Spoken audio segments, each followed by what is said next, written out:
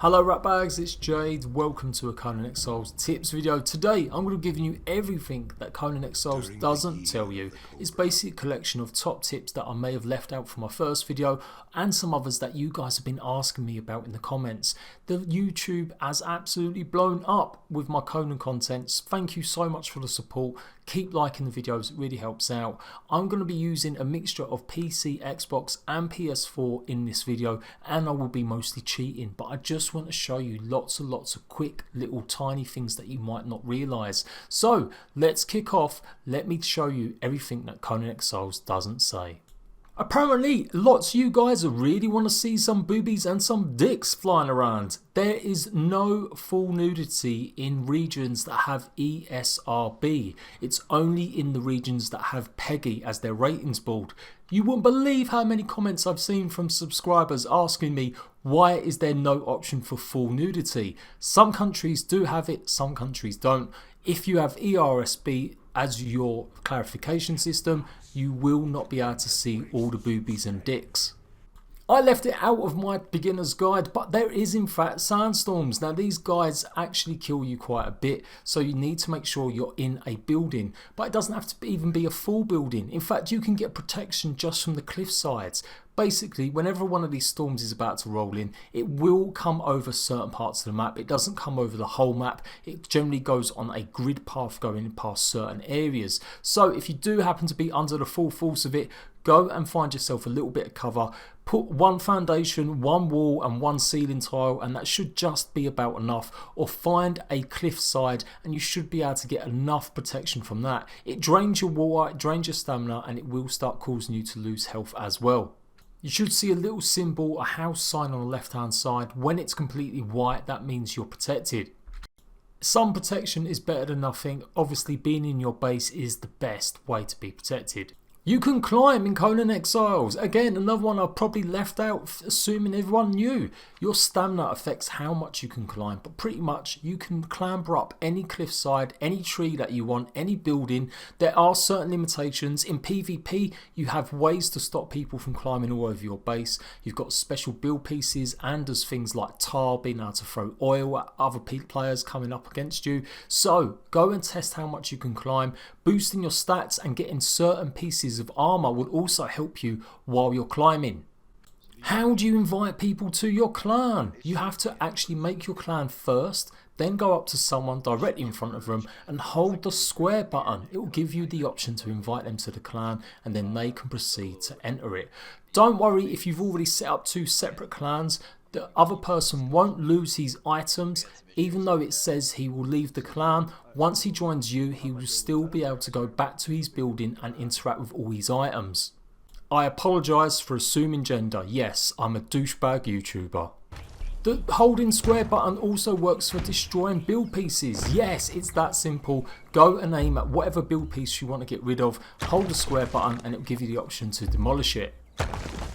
Spoilers for the end of the game coming up right now. You may really actually want to hear this. If you're trying to escape the exiled lands, there is no ascension, there is no prestige. When you do escape the lands by completing all the feats, basically completing all the dungeons, there is no real reason to do so. You get a tiny little cutscene and that is it. No bonus, no buffs, no recognition for your hard-earned work.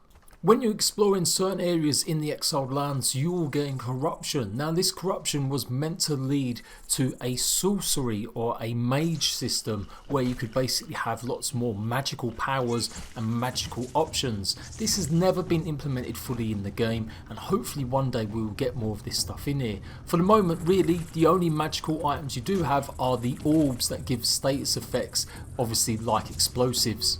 Conan Exiles isn't just filled with horrible NPCs, there are some friendly ones. In fact, there is a whole city of friendly NPCs. Sepamaru, I always get that wrong, is all the way over to the left hand side of the map. Just around the 7 grid mark on the letter A, you will find the entrance to it. It's a huge sprawling city with lots of NPCs, but also traders. You can go and buy all sorts of items from certain traders here. You can also learn different emotes. It's a really good place to go, but be careful. If you start attacking some of these NPCs, you will make a lot of them aggro on you, so don't start whacking on them. You'll have to run away and come back another time. And while we're here, do you want to actually have a drink with Conan? Well, this is where you will find him, in the pub, in the bar, getting crunked up with these ladies, all dancing for him for a little bit of coin. It's not just a gimmick or a joke. This is actually a really good, cheap way if you want to cleanse yourself of some corruption. You can get rid of the corruption that is kind of restricting your stamina levels. This will cleanse you. Any dancer thrall will cleanse you, so they are worth it if you see one. Don't ignore one. Try and get hold of at least one of them. But otherwise, keep coming here, chat to Conan, look at his lovely pecs, and you can get cleansed in the bar. Fully explore this city and get used to where all the traders are and where the NPCs are. Some of the NPCs will teach you in new emotes, and others will trade with you. A lot of things here don't add up. Also, you'll come across some of these ghosts. Now, you'll find these all over the map. These also teach you emotes, so don't ignore them and run away like a scared little cat. Make sure you go up to it and learn the actual emote so you can strike your funky stuff too. Shake it, Conan, shake it, baby, shake it for $1. Some of the traders aren't really that worthwhile talking to, but some of them really have got some worthwhile stuff, particularly gold and silver coins. You'll find some of them that can sell you some of them, so definitely come and check it all out. One of the first early game dungeons that you'll probably explore is the dregs. You can see on the map I'm hovering over the location here. It's recommended to be at least level 30 before you attempt to take this dungeon on, but it is quite substantial. Exploring this area will come up with some more resources, obviously new enemy types, and you'll find some armor and weapon types too. And when you defeat the boss of the dungeon, which I'm not going to reveal completely, you will also get some special stuff. I have done in-depth guides for this already in the past, but they are a little bit old, but they still, I think, are pretty worthwhile checking out until I get some new ones done. But you do need to unlock the dungeon in a special way. Now, it's pretty self-explanatory. If you're looking at the ghosts here, they kind of are showing you exactly what to do. But in short, lure one of the NPCs, or if you happen to have one captured, bring it over to this stone tablet and basically chop off its head. Kill it and all the blood will start seeping onto the stone, and this is how you open the entrance to this particular dungeon. It's pretty gruesome, so make sure it is an enemy and not one of your favourite thralls. It does get very dark down here, and like I said, you may not want to really attempt this till like level 20 to 30 possibly. That's when I suggest you go and explore the dregs. Check out my video for how to summon the gods and what exactly all the religions work and the process you go through. One of them I didn't really show clearly enough how to get unlocking it, and that is Jabar Psychic. Now, I have shown this off in a previous video all just on his own, but here is a little refresher. You need to go to 8D in a desert area. It's pretty substantial at this point. You'll recognise the landscape when you get here. You can see all the great big massive black towery things nearby.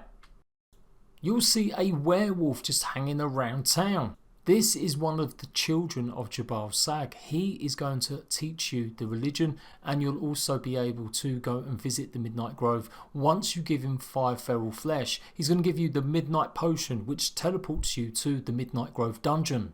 Once you spoke to him, you will see it's unlocked under survival. The purple vase basically gives you the ability to unlock some new potions. One of them is useful for respecking, and likewise the other two are pretty useful too. Give him 5 feral flesh, he will give you the Midnight Grove potion. Drink it, you can drink it anyway, don't have to drink it right now, and you can go ahead and teleport to the dungeon. The Midnight Grove is no joke. It's quite difficult to get through, particularly if you're underpowered, so make sure you've got some of the best armor you've got, weapons, and likewise you're going to have to face a fair amount of mini bosses in this area. I'm not going to spoil it too much. You go and explore it for yourself, or if you're really impatient, go and watch one of my guides I've done. God, I'm just self-promoting all the time. If you don't fancy it, you don't like the look of the dungeon yet, or you're underpowered, you can escape just by going into the centre of the water, and it will teleport you back to Septimaru. It's a pretty safe spot to come back to. But you will need to go through that dungeon to unlock fully the full religion of Jabar Psychic, as well as unlock all the special items that he offers. Now, I hear you say you want a pet. Well, you have to unlock something first. It's basically how to get Frawls. You can't get pets until you're around level 13. You need to unlock the first Wheel of Pain, and then you can see it gives you access to unlocking some of the pens where you can put your pets so that you can tame them up. Find a baby creature, go up to it and press square on the PlayStation or X on the Xbox and you'll have it in your inventory. They do weigh a fair amount, so be careful you don't have too many on you, and then go and pop it into your pen. I've done detailed guides on this in the past, but just to give you an FYI, you need spice or shade spice, particularly from the Midnight Grove, if you want to get more of a chance for getting some of the better creatures later on. It definitely needs a lot more explaining, and again I've done guides for it in the past, but I do want to do a brand new fresh one. But pets can be really useful, they can help and protect you. You can have one that just follows you around all the time, and you can pretty much tame almost every single creature in the game by picking up one of the baby creatures. Now, something that really is still a bit broken is Frawls and water. I know there's lots of reports of basically when you've got your Frawls down and out, if you try crossing any sort of river, they will end up drowning and you won't be able to tame them and bring back to your base. It is a bit buggy. I am actually playing on the PS4 in this clip. I'm using an Xbox controller and it was okay. I managed to drag my Frawl across the water, deep water, and it was fine. It was just unconscious still by the time I got it over. I have lots of reports though that it doesn't work correctly on the PS4 still, and some people are finding problems on the Xbox. It does seem a little bit hit and miss. I've also heard that it does work on the Xbox. So the best thing to do is don't take a risk, particularly if it's a high level Frawl that you've worked very hard to get. Build yourself a little land bridge, especially even on official servers. It can be really useful just to make sure you don't lose that Frawl you've worked so hard to get hold of. At some point you're going to run into legendary creatures. Now these legendary creatures are pretty much big daddy versions of some of the creatures that you've already encountered, and some of them have special markings. I am in one of the sections in the jungle here, and it's basically got 2 legendary spiders. These are important. You'll notice that legendary creatures have 3 skulls on their health bar. They are extremely OP. You're going to need your best armor and your best gear to take down some of these. Not really worth taking down legendary creatures until you're level 60. They will drop keys, skeleton keys, but you can't use them on special chests that basically give you legendary gear until you are level 60. You can get the keys earlier, you can go ahead and kill these at a much earlier level, and it will give you an absolute shit ton of XP, but you won't be able to use the actual skeleton keys on any chests until you're level 60. To get the key you need to harvest the body with a particular harvesting weapon. Pretty much any sort of hatchet will do, but I've got a cleaver in this instance, and you can see I have received the key. The chests don't just spawn where you killed the creature, the chests are actually just hidden in and around where you'll find the legendary creatures. So, like I said, if you find a legendary creature that seems pretty easy to farm and kill, go ahead and get XP and go ahead and store some of them keys up. But you might just want to wait until you've got much better gear and you are level 60 so you can start opening the chests. I will be doing a guide for all the legendary creatures in the game, as well as the difference between the legendary and the elites. Plus mini bosses, there is another tier of creatures. These are just basically harder to kill enemies. They'll have 1 skull on them. These will give you lots of XP. They can be a little bit more tough to take down, and they will give you a few extra rewards, but not as much as a legendary. The elites have only just been added into the game, so I want to really go over that properly, but basically they drop you fragments of power, which mean that you can get more feat points. Eventually you'll cap your feat points at level 60. You should have around 390 feat points. You can carry on getting more feat points rather than respecking using the yellow lotus potion. If you didn't know, you can use the yellow lotus potion or the potion that you got from Jabar Psychic's child with the ingredients to the things that you learn there. Thralls are all over the map, but one of the more interesting locations is all the way in the right hand side. You can see it there just on the border of 7 and 8 in this cove. I am using cheats of course just to do this guide really quick and easy, but this place has absolute bunches of Thralls, and they'll have some really high level ones occasionally. They do spawn intermittently. Sometimes you might have to come here and kill quite a few of the NPCs and then come back and see if any more have spawned, but it's definitely somewhere you should come and check out. It's pretty much got some of the biggest choice in these NPCs and thralls that you want to capture, or just come here and farm lots of XP and get lots of resources. If you go to your character select screen here, you can also write your own biography. Players will have the option to look at this when they find your body. You can pretty much write whatever you want to write about yourself, and you can also leave love letters lying around in the game too. By getting a simple plain note, you can write on the note and leave it for other players to find, and they can also just go on these mad little quests. It's a pretty nice touch, particularly on roleplay servers, or if you just want to troll someone that's on your official server. This may be one of the most basic ones of all, but honestly it can be really easy to miss. Are you having trouble starting your campfire or your crafting benches? Well, you need to press the L2 or LT button. That's how you basically start it when you've got your items ready to go. This took me forever to realise the first time I played Conan Exiles with a controller. You do need to make sure that obviously you've got wood or whatever it costs to make your crafting station stuff, and then press the LT or L2 button to toggle it on and off. This also does the same thing in crafting benches. For some reason, if you're in a crafting bench that doesn't need to burn anything but it seems to be stopping or it isn't working, make sure you haven't accidentally pressed L2 or LT. It does remember if you did, and it can stop even just basic crafting in something that doesn't burn. Also, another little tip, you can't transfer wood directly into a campfire or something that burns. You need to put it into the inventory box first and then move it over individually from there. It's a silly stupid thing, I don't know why it doesn't work, but that's just another top tip. So don't panic if for some reason wood isn't going into your crafting station. Like I said, just follow the steps that I showed you there. Sepamaru isn't the only place you'll find NPCs. You can have Arcos the Wanderer, which is pretty much all along Noob River at the very beginning of the game. He'll teach you a new emote, and he can also just basically be there to go and troll. He runs away scared from you for some reason, I have no idea why. You'll also find the religious leaders. Again, I'm going to be showing you exactly where they all are, but your Yogg religious leader is very close by too. So make sure you go and talk to an NPC. You will notice them, they are moving around a little bit more, or they're certainly definitely a little bit different from just the enemy thralls that you see lying around. The Conan Exiles developers have just announced that they're going to be implementing a dungeon. Well, they put it on Twitter that the next dungeon might be underwater, so get used to exploring. Also pay attention to the rivers, you will find some of these tablets under the water too, so don't just think that the rivers are useless. They do seem a little bit empty, but sometimes you can find chests as well as the tablets underneath. And finishing off with the Purge. Now, I haven't triggered it off here, but just to show you in the settings using the Xbox, the Purge is meant to attack the biggest group, the biggest clan on an official server. If you're playing single player, you can turn it off, or you can turn it on and set all different settings. If you leave it naturally, there is a bar in your actual menu screen, and it gets all the way to the full on the right hand side white. When that happens, the Purge will trigger. If you're on an official server, it will go for usually the biggest tribe or the 2 or 3 biggest tribes out there.